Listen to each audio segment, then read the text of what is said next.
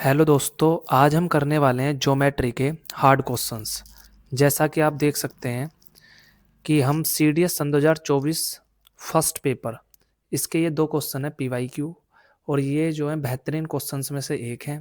पहले हम इनके कॉन्सेप्ट समझेंगे और फिर हम इनको सोल्व करेंगे। उससे पहले हम इसके पीछे की कहानी समझेंगे कि ये क्वेश्चन होंगे कैसे। तो पहले हम इसके क्वेश्चन समझते हैं, इनके पीछे का कॉन्सेप्ट समझते हैं। देखिए दोस्तों, आपने पढ़ी होगी Thales theorem. Thales theorem Thales theorem क्या है? अगर आपके पास कोई ट्राइंगल है, सपोज ए बी सी, या आपके पास एक ट्राइंगल है ए बी सी, और आप एक लाइन खींचते हो बी सी के पैरेलल, सपोज पी क्यू। ये आपने बी सी के पैरेलल एक लाइन खींची है पी क्यू। तो थेल्स थ्योरम ये कहती है ए पी का रेशो जो ए बी के साथ होगा वही रेशो ए क्यू का ए सी के साथ होगा, और वही रेशो पी क्यू का बी सी के साथ होगा। और आप इसको ऐसे ही बोल सकते हो, ए पी का रेशो जो पी बी के साथ होगा वही ए क्यू का क्यू सी के साथ होगा। ये आपकी थेल्स थ्योरम है, आपने थेल्स थ्योरम को पढ़ा होगा, ये सिमिलैरिटी में आती है। जैसे सपोज आपके पास एंगल, आपके पास यहाँ थीटा है, तो पैरेलल लाइंस में कोरस्पॉन्डिंग एंगल जो होता है ये भी थीटा होगा। और यहाँ पर अगर आपके पास अल्फा है तो ये वाला एंगल भी आपका अल्फा होगा, और ये वाला कॉमन एंगल हो गया। तो अब आप देख सकते हो ए पी क्यू और ए बी सी, ये दोनों ट्राइंगल कैसे हैं आपस में similar. Triangle A P Q similar है ट्राइंगल ए बी सी के। और सिमिलैरिटी का रूल क्या होता है कि जो कोरस्पॉन्डिंग लाइंस होती हैं, कोरस्पॉन्डिंग एंगल्स लाइंस होती हैं, कोरस्पॉन्डिंग लाइंस, उनका रेशियो आपस में क्या होता है, बराबर होता है। ये होता है सिमिलैरिटी का रूल। अब हम अल्फा के सामने देखेंगे तो ए पी है, और यहाँ पर अल्फा के सामने ए बी है। तो ए पी का रेशो जो ए बी के साथ है वही यहाँ थीटा के सामने ए क्यू है, और यहाँ पर थीटा के सामने ए सी है। तो ए क्यू का रेशो जो ए सी के साथ है वही ए पी का ए बी के साथ है। इसी प्रकार ये जो हमारा डबल एंगल है, एंगल ए, ये ए पी क्यू और ए बी सी दोनों ट्राइंगल्स में है, इसीलिए डबल के सामने पी क्यू और डबल के सामने बी सी, ये दोनों साइड्स जो हैं इनका रेशो भी वही होगा जो अल्फा के कोरस्पॉन्डिंग लाइंस का था और थीटा के कोरस्पॉन्डिंग लाइंस का था। A P upon A B, आप ऐसे समझ सकते हो, A P upon A B, इसी प्रकार ए क्यू अपॉन ए सी, और इसी प्रकार P Q upon B C. ये आपके सामने थेल्स थ्योरम का आपके सामने प्रूफ है कि ये थेल्स थ्योरम होती क्या है। ये थेल्स थ्योरम की आपके सामने लाइन है। आई होप ये बात आपको अच्छे से समझ में आ गई होगी, क्योंकि हमें उस क्वेश्चंस को सोल्व करने के लिए ये सारे कॉन्सेप्ट आने बहुत ज़रूरी हैं। अब हम आगे की तरफ डिस्कस करते हैं।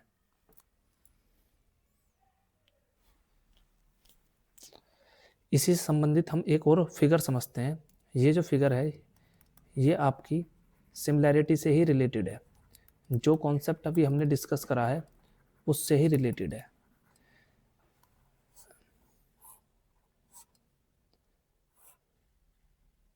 ये वाली फिगर, यहाँ ए है, यहाँ बी है, यहाँ सी है, और यहाँ डी है, और ये इनका इंटरसेक्शन पॉइंट है सपोज ओ। अगर ए बी सी डी के पैरेलल है, if A B parallel to C D, अगर ए बी सी डी के पैरेलल है तो आप जानते हो अगर ये एंगल थीटा है तो ये एंगल भी थीटा होगा। Alternate angle, interior alternate angle. जैसे ये वाली लाइन जो है आपके यहाँ पैरेलल है इसके, और आपने यहाँ से एक खींची ट्रांसवर्सल लाइन, अगर ये थीटा है तो ये भी थीटा होगा। तो इसको बोलते हैं हम इंटीरियर अल्टरनेट एंगल। अगर आपको ये थ्योरम अच्छे से समझनी है तो आप प्ले लिस्ट में वीडियो देख सकते हैं, वहाँ पर इनको बेसिक से कवर किया गया है। इसी प्रकार अगर ये अल्फ़ा है तो ये भी अल्फ़ा होगा, और ये होंगे वर्टिकली अपोजिट एंगल। अब आप देख सकते हैं अल्फ़ा के सामने साइड है ए ओ अपॉन, यहाँ पर अल्फ़ा के सामने है ओ डी, इक्वल्स टू, यहाँ पर थीटा के सामने है ओ बी अपॉन, यहाँ पर थीटा के सामने है ओ सी। इसी प्रकार यहाँ पर ये जो एंगल है एंगल ओ, इसके सामने है ए बी अपॉन, इसी प्रकार यहाँ पर हो जाएगा अपॉन में सी डी। तो आपको ये वाली लाइन को समझ में आना चाहिए कि ये कैसे लिखा है। तो ये जो लाइन लिखी गई है ये बाया सिमिलरिटी लिखी गई है। तो ये बात आपको समझनी है कि सिमिलरिटी से किस प्रकार इसको लिखा गया है कि अल्फा के सामने ए ओ है, यहाँ पर अल्फा के सामने ओ डी है, थीटा के सामने ओ बी है, यहाँ पर थीटा के सामने ओ सी है, और यहाँ पर जो एंगल ओ है इसके सामने ए बी है, और यहाँ पर angle O triangle O C D में, तो ओ के सामने है यहाँ पर सी डी। तो इस प्रकार आप देख सकते हैं ए बी का रेशो जो सी डी के साथ है वही ए ओ का ओ डी के साथ है, और वही ओ बी का ओ सी के साथ है। तो ये जो है इसको हम बोल देते हैं शॉर्ट में कैंची फिगर, याद रखने के लिए। तो ये काफ़ी बार बीच बीच में हमें टकराती रहती है, और इससे ही रिलेटेड अब हम अगला कॉन्सेप्ट समझने वाले हैं। अब हमारा कॉन्सेप्ट अगला ये है,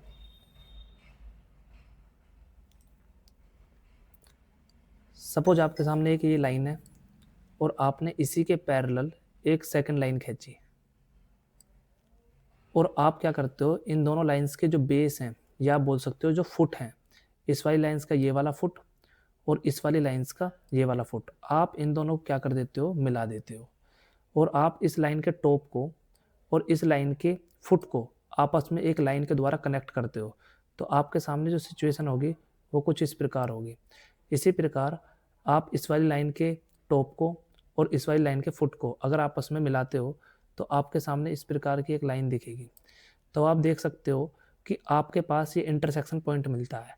अगर मैं एक इस इंटरसेक्शन पॉइंट से आपके सामने एक ऐसी लाइन खींचूं जो इन दोनों के पैरेलल हो, तो ये आपका कॉन्सेप्ट है, इसके ऊपर डायरेक्ट क्वेश्चन आते हैं, और ये सीधी मुद्दे की बात है जिस पर हम क्वेश्चन करने वाले हैं अभी। अब मैं आपको एक बार रिपीट कर देता हूँ कि मैंने ये करा क्या है कि मैंने एक यहाँ पर लाइन खींची, इसी प्रकार मैंने इसी के पैरेलल एक सेकंड लाइन खींची, मैंने इस लाइन के टॉप को दूसरी लाइन के फुट से मिला दिया, इसी प्रकार मैंने इस लाइन के टॉप को दूसरी लाइन के फुट से मिला दिया।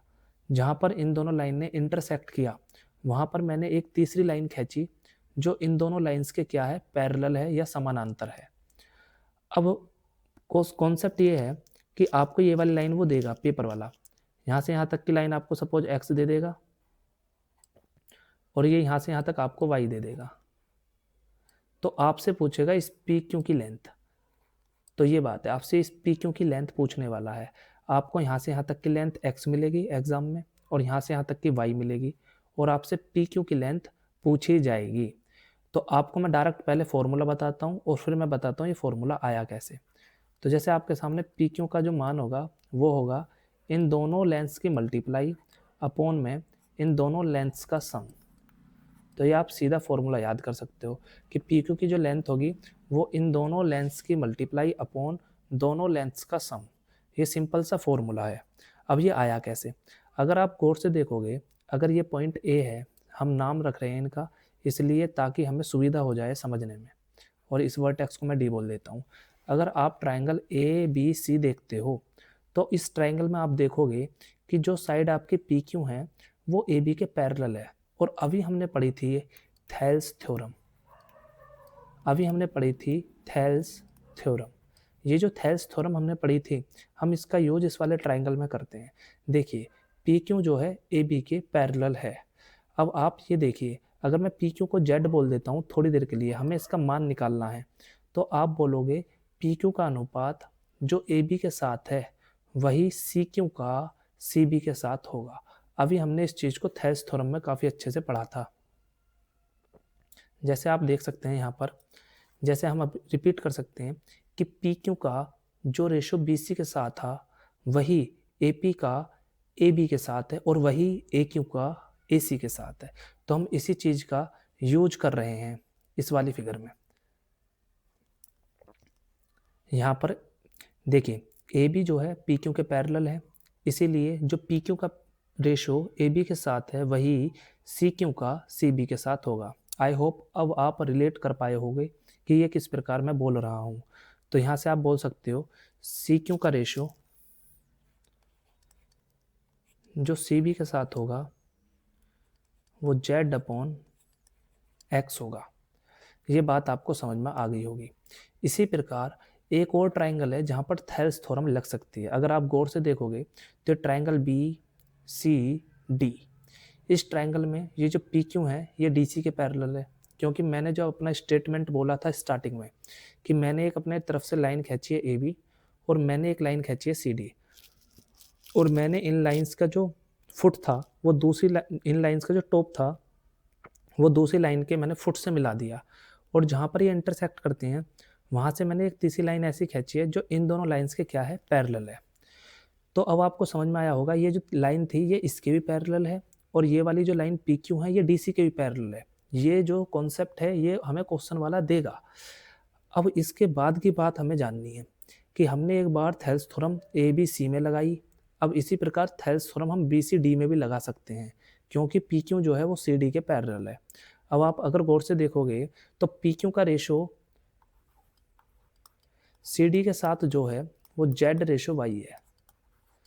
आप देखोगे कि पी क्यू का रेशो सी डी के साथ जो है वो जेड रेशो वाई है।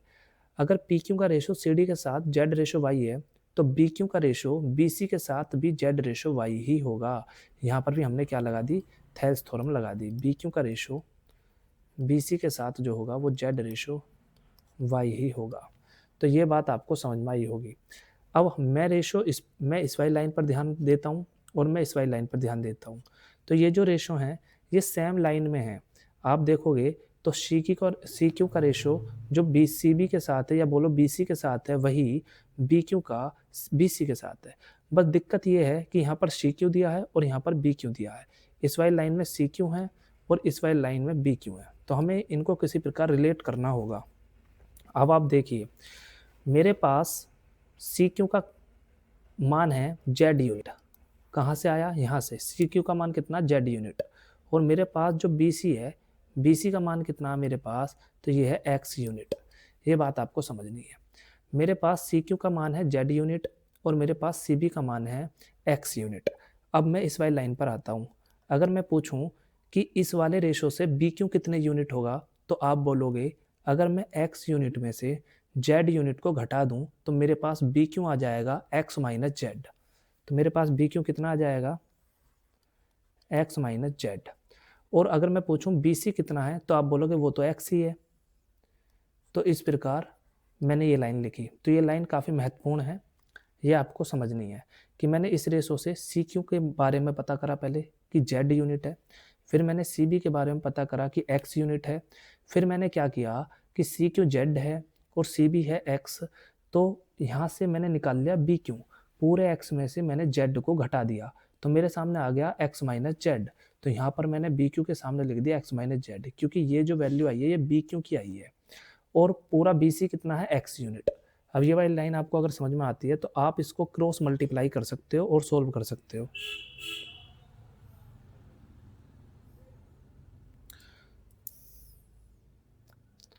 देखिए अब मैं यहाँ पर इनकी क्रॉस मल्टीप्लाई करता हूँ। जेड की अगर एक्स में करता हूँ तो मेरे सामने लाइन आ जाएगी Z into X equals to, अगर मैं वाई की एक्स में करता हूँ तो X into Y minus Z into Y. अब मैं जेड वाई को इधर ले आता हूँ तो क्या बनेगा कॉन्सेप्ट, जेड एक्स ये प्लस का हो जाएगा जेड वाई इक्वल्स टू में एक्स वाई। यहाँ से जेड कॉमन आ रहा है तो यहाँ पे बन जाएगा X plus Y equals to में एक्स वाई, और यहाँ से जेड की वैल्यू आ जाएगी X Y upon X plus Y. तो यही हमको प्रूफ करना था, यही मैंने आपको वैल्यू डायरेक्ट बोली थी स्टार्टिंग में। तो आप देख सकते हैं जेड था क्या, देखिए अब आप देखोगे कि ए बी अगर एक्स है और सी डी वाई है तो जो जेड होगा वो X into Y upon X plus Y होगा, और ये मैंने आपको बता दिया कि ये आया कैसे। अब हम क्वेश्चन की तरफ बढ़ते हैं कि क्वेश्चन क्या था हमारा।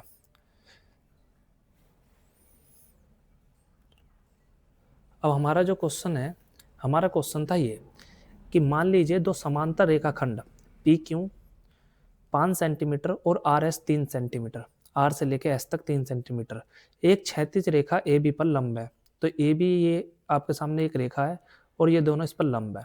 अब आप एक बात बताइए, अगर ये वाली रेखा और ये वाली रेखा किसी तीसरी रेखा पर लंब है, अगर तीसरी रेखा पर लंब है तो ये दोनों रेखा कैसी होंगी, तो ये दोनों रेखा समानांतर होंगी, पैरेलल होंगी, क्योंकि कोरस्पॉन्डिंग एंगल आपके कैसे दिए हैं, इक्वल दिए हैं, बराबर दिए हैं। और जैसा कि नीचे दी गई आकृति में दिखाया गया, तो आकृति हमने साइड में लिख रखी है और ये पेपर में नीचे दे रखी थी, तो हमने इसको साइड में लगा रखा है। पी एस और क्यू आर का प्रतिच्छेद बिंदु एम में, देखिए पी एस, अब देखिए ये जो लाइन है पी क्यू, इसका जो टॉप है ये पी है और आर एस का जो फुट है वो एस है।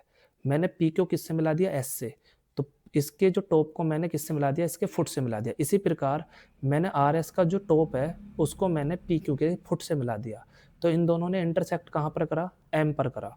तो अब मुझसे पूछा क्या है कि एम एन की लंबाई क्या है। बिल्कुल सिंपल है, पी क्यू की लंबाई आपको 5 दी है और आर एस की लंबाई आपको 3 दी है, और आपसे पूछा है कि एम एन क्या है। अगर आपको क्वेश्चन इनका इसके पीछे का कॉन्सेप्ट आता है तो इस क्वेश्चन को आप 2 सेकंड में कर सकते हो।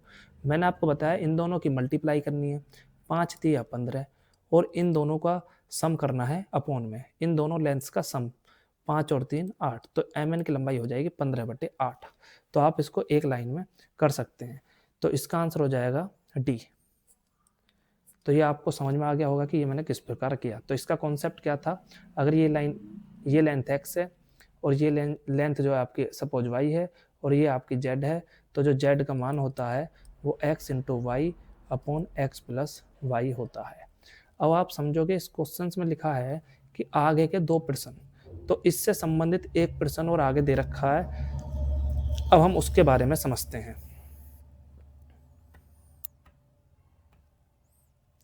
अब हमारे सामने जो क्वेश्चन दे रखा है ये है कि चतुर्भुज पी क्यू एन एम और चतुर्भुज आर एस एन एम के क्षेत्रफल से अनुपात आर एस एन एम। अब इन दोनों चतुर्भुज के क्षेत्रफल का हमें अनुपात बताना है। तो हम इस कॉन्सेप्ट को समझने से पहले, हम इस क्वेश्चन को करने से पहले इसके पीछे का कॉन्सेप्ट समझते हैं। और ये काफ़ी रिपीट होते हैं कॉन्सेप्ट, क्योंकि ज़्यादा कॉन्सेप्ट नहीं है और इन्हीं पे क्वेश्चंस बनते हैं। सन 2023 का पेपर अगर आप देखोगे तो उसमें भी इस कॉन्सेप्ट पे क्वेश्चन आ रखा है। तो एक नया पेज ले लेते हैं और उस पर हम इसको समझते हैं। तो आपने एक शब्द सुना होगा क्वाड्रिलेटरल, क्वाड्रिलेटरल, इसको हम हिंदी में बोलते हैं चतुर्भुज। अब जो क्वाड्रिलेटरल होता है वो कई प्रकार का होता है, जैसे आपने पढ़ा होगा स्क्वायर, रेक्टेंगल, या आपने पैरेललोग्राम, रोम्बस। ऐसे ही एक क्वाड्रिलेटरल होता है ट्रेपेजियम। और जो ट्रेपेजियम होता है इसको हिंदी में हम बोलते हैं समलंब चतुर्भुज, इसको हम बोलते हैं समलंब चतुर्भुज। तो ये उसी का कॉन्सेप्ट है समलंब चतुर्भुज का। तो समलंब चतुर्भुज क्या होता है आपको ये समझना है कि क्वाड्रिलेटरल का मतलब होता है एक ऐसी आकृति, एक ऐसी स्ट्रक्चर जिसमें 4 साइड हो। जैसे आप देखोगे इस प्रकार, ये एक क्या है जी, ये एक क्वाड्रिलेटरल है। परंतु ट्रेपेजियम में भी 4 साइड होंगी क्योंकि ये भी क्वाड्रिलेटरल है। परंतु इसकी विशेषता क्या है, इसमें स्पेशल क्या है, तो इसमें स्पेशल है कि इसमें जो 4 साइड होती हैं उसमें से जो 2 अपोजिट साइड होती हैं वे पैरेलल होती हैं, वे पैरेलल होती हैं, समांतर होती हैं। यही आपकी जो है ट्रेपेजियम की परिभाषा है। अब आप देखोगे यहाँ पे मैं 4 साइड है मेरे पास, तो मैं इसमें से आमने सामने के 2 साइड्स को क्या कर दे रहा हूँ, समांतर, ए बी सी डी। अब ये जो डी सी है ये ए बी के क्या है, पैरेलल है, तो हम इसको ही क्या बोलेंगे, ट्रेपेजियम बोलेंगे। तो ए बी सी डी एक ट्रेपेजियम है, क्योंकि ए बी किसके पैरेलल है, सी डी या डी सी के पैरेलल है। A B is parallel to D C, parallel का मतलब होता है समांतर। अब आपने ये आपने ट्रेपेजियम देखा, अगर आपके पास ए बी की लेंथ दे रखी है सपोज ए, या बोल दो आप एक्स, इसी प्रकार सी डी की लेंथ कुछ दे रखी होगी सपोज वाई, और इनके बीच की जो हाइट है सपोज वो है एच। तो इस ट्रेपेजियम का जो एरिया होगा, है कि नहीं, ये जो ए बी सी डी है इसका जो एरिया होगा, इसका क्षेत्रफल, या आप बोल सकते हो एरिया, उसका फॉर्मूला होता है 1/2। ये जो दोनों आमने सामने की जो साइड्स होती है ना, पैरेलल साइड, इन दोनों साइड्स की लेंथ का सम और बीच की हाइट। तो ये आपका ट्रेपेजियम के क्षेत्रफल का फॉर्मूला होता है। अगर आपको ये आता है तो आप इजीली उस क्वेश्चन को हल कर सकते हैं। अब ये आपके सामने दिया है फिगर, और इस स्ट्रक्चर का अगर आप देखते हो तो आप देखते हो कि पी क्यू और एम एन एक दूसरे के पैरेलल हैं। ये हमको क्वेश्चन में ऊपर पता चल गया था क्योंकि उसी से रिलेटेड है ये दूसरा क्वेश्चन। और एम एन जो है आर एस के क्या है, पैरेलल है। तो अगर आप गौर से देखोगे तो पी क्यू एन एम ये एक ट्रेपेजियम है, क्योंकि पी क्यू एम एन के पैरेलल है और इसमें 4 साइड हैं, तो ये क्वाड्रिलेटरल है। तो ये एक ऐसा क्वाड्रिलेटरल है जिसमें 2 लाइंस पैरेलल हैं। इसी प्रकार एम एन आर एस के पैरेलल है, ये भी तो एक क्वाड्रिलेटरल है, परंतु ये एक ट्रेपेजियम है क्योंकि इसमें एक पेयर जो है वो पैरेलल दे रखा लेंथ का या साइड का। तो अगर हम देखें पी क्यू की जो लेंथ है वो कितनी है, हमने पीछे भी पढ़ा था, आप देख सकते हो 5 सेंटीमीटर उसमें दे रखा, या 5 यूनिट बोल दो, या आप बोल सकते हो 5 यूनिट। इसी प्रकार जो आर एस है वो आपके सामने कितनी है, वो है 3। और ये एम एन हमने अभी निकाली थी, ये आई थी 15/8। तो ये कहानी है।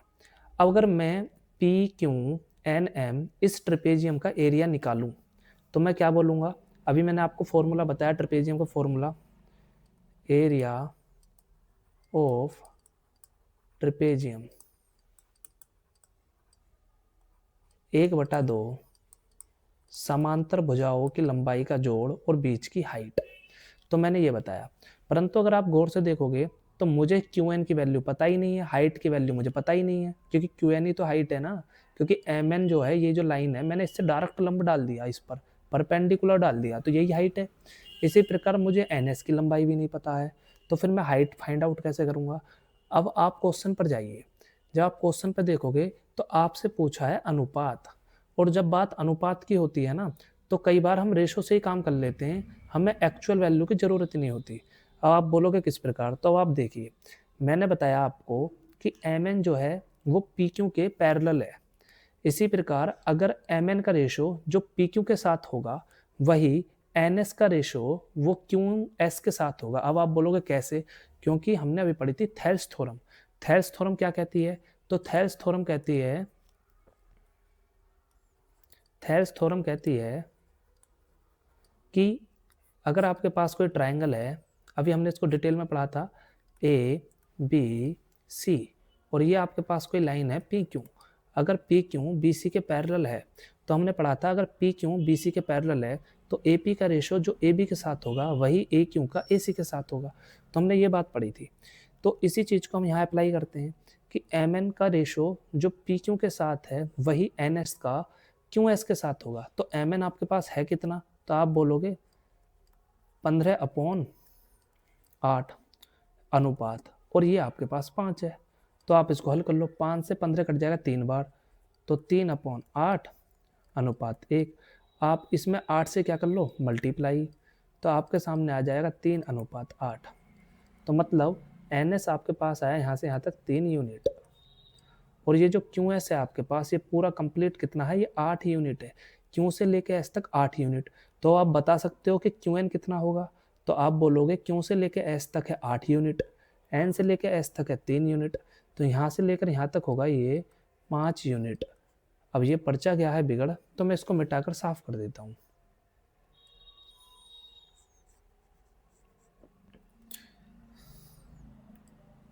तो ये आपका आया एन एस 3 यूनिट, और ये जो आपका क्यू एन है ये आया आपका 5 यूनिट। ये कैसा आया, ये बात यहाँ पर लिखी हुई है। तो मुद्दा इस बात का है कि अगर मैं इस रेशो में, सपोज आप रेशो होता क्या है, आपको इसके बारे में आना चाहिए कि आपको क्यू एन की वैल्यू और एन एस की जो एक्चुअल वैल्यू है, जो वास्तविक मान है, हमें वो नहीं पता है, हमें यूनिट पता है कि क्यू से लेके एन तक जो भी मान होगा वो 5 का मल्टीपल होगा, एन से लेकर एस तक जो भी मान होगा वो 3 का मल्टीपल होगा। सपोज जो नंबर इन दोनों में से हट गया है या कट गया है, हम उस नंबर को एच मानकर मल्टीप्लाई कर लेते हैं। तो इसका मतलब ये हुआ कि अब मेरे पास जो क्यू एन की वैल्यू है वो है 5h, और मेरे पास एन एस की वैल्यू है 3h। अगर मैं इन दोनों का अनुपात अगेन लेता हूँ तो h से h कैंसिल हो जाएगा, तो मेरे पास क्यू एन का एन एस से रेशो जो आएगा वो 5:3 आएगा। तो ये बात आपको समझ में आनी चाहिए। अब हम करते हैं ट्रेपेजियम के फॉर्मूले से इस सवाल को हल।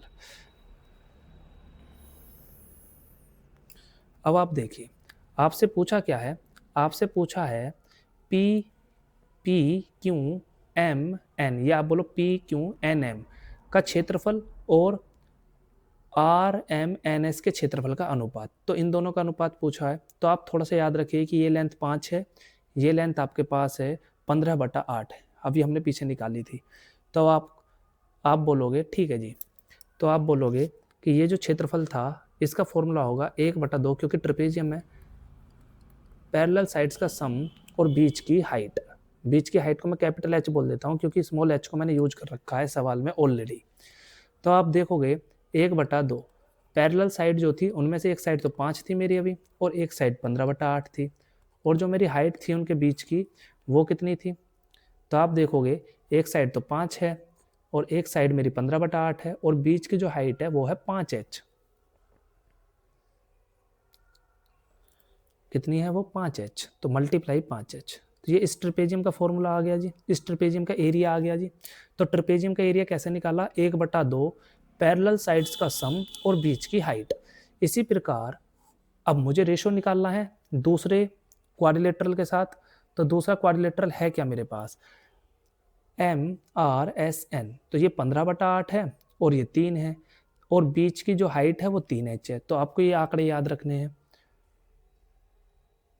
तो जब इसका निकालोगे आप तो आप बोलोगे 1/2 15/8 प्लस 3 और बीच की हाइट 3h।